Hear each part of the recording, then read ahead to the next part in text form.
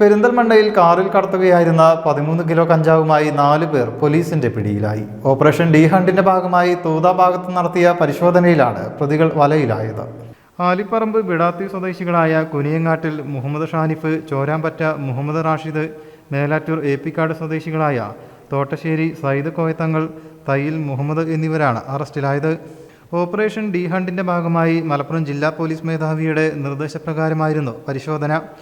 ജില്ലാ അതിർത്തിയായ തൂത പാലത്തിന് സമീപം വച്ചാണ് പ്രതികൾ പിടിയിലായത്.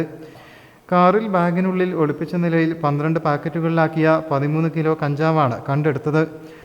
ആലിപ്പറമ്പ്, ബിടാത്തി എന്നിവിടങ്ങളിലെ രഹസ്യ കേന്ദ്രങ്ങളിലെത്തിക്കുന്ന കഞ്ചാവ് രാത്രിയിൽ ചെറിയ പാക്കറ്റുകളിലാക്കിയ ശേഷം ചെറുകിട വിൽപ്പനക്കാർക്ക് കൈമാറുന്ന രീതിയായിരുന്നു സംഘത്തിൻ്റേത്. Perinthalmanna SI Shijo C Thankachan, CI Sumesh Sudhakaran എന്നിവരുടെ നേതൃത്വത്തിലുള്ള സംഘമാണ് പ്രതികളെ പിടികൂടിയത്.